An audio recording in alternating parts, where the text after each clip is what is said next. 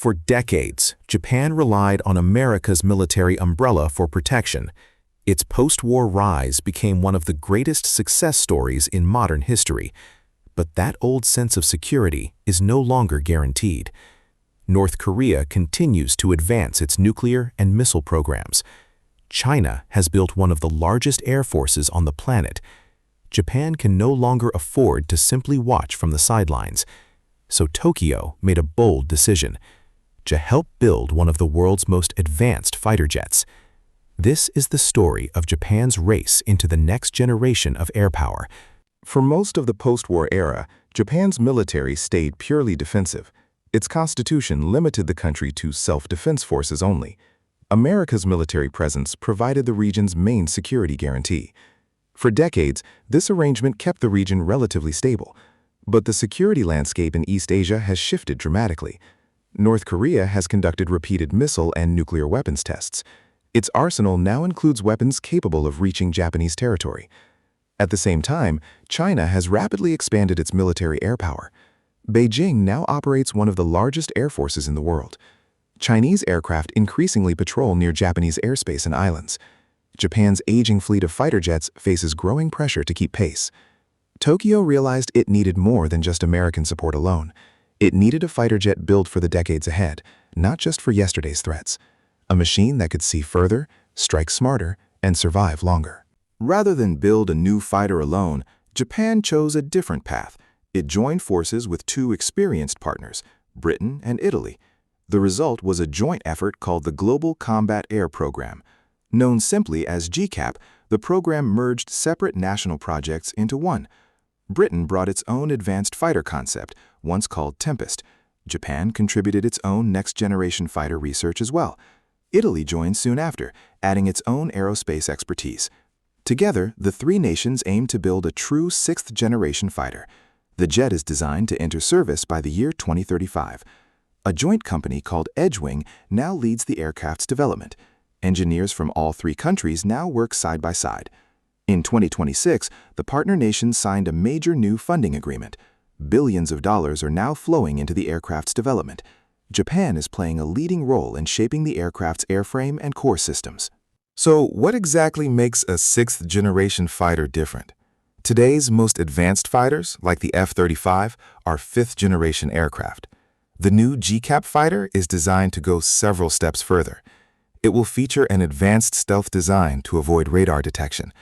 Its sensors are being built to detect threats from far greater distances. Artificial intelligence will help pilots process information in real time.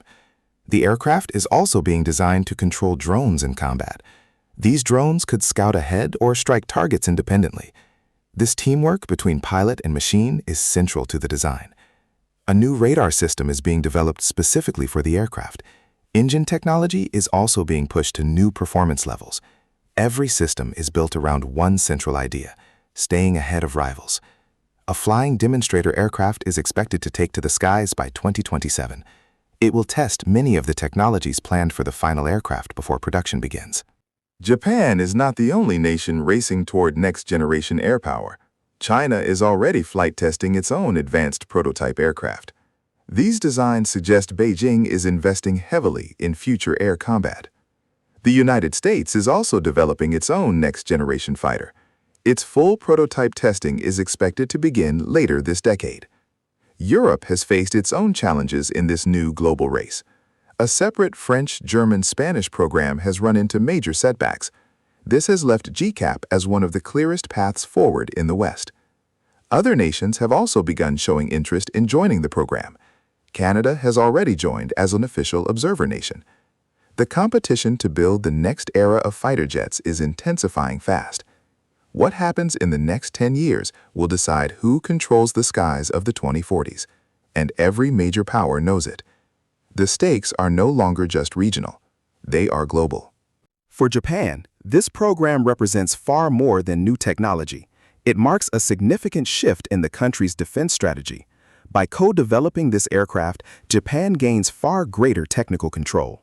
It will no longer depend entirely on foreign nations for future upgrades. A new assembly site in central Japan will help build the aircraft. This strengthens Japan's own domestic aerospace industry as well. The jet is planned to eventually replace Japan's aging fighter fleet. For a country facing new regional pressures, timing matters greatly. This aircraft is designed to help Japan defend its skies for decades to come. The partnership also gives Japan diplomatic weight inside a major Western defense project. Instead of just buying equipment, Japan is now helping design it from the ground up. That shift matters politically as much as it does militarily. Because in the future, control over your own weapons means control over your own choices and your own security. The road to 2035 will not be simple or guaranteed. Complex international programs like this often face delays and challenges. Costs may rise, and technical hurdles are still ahead. Yet progress so far has been steady and increasingly concrete. A factory has been chosen. Engineers are already at work. Billions in funding are already being put into action. For Japan, Britain, and Italy, this program represents a shared vision, a vision of staying ahead in an increasingly uncertain world. The demonstrator flight planned for 2027 will be the first real test. If it succeeds, full production can begin in the early 2030s. If it fails, the whole timeline slips. But all three governments have committed politically. Backing out now would cost more than money. It would cost credibility in a region that is watching closely to see who leads next. Japan's post-war story was once defined by economic strength alone. Now, a new chapter is being written in the skies above the Pacific. The GCAP fighter represents Japan's boldest step yet toward that future. Whether it succeeds will help shape the balance of power in the region. For decades, Japan outsourced its security to others. Now it is building the tools to secure itself. The partnership with Britain and Italy proves that even in a divided world, alliances can still produce something ambitious. The aircraft will not fly alone. It will fly with drones, with AI, with networks that did not exist 20 years ago. And it will fly at a time when every nation is asking the same question: who will control the air in 2035? For now, the world watches as this next generation takes shape.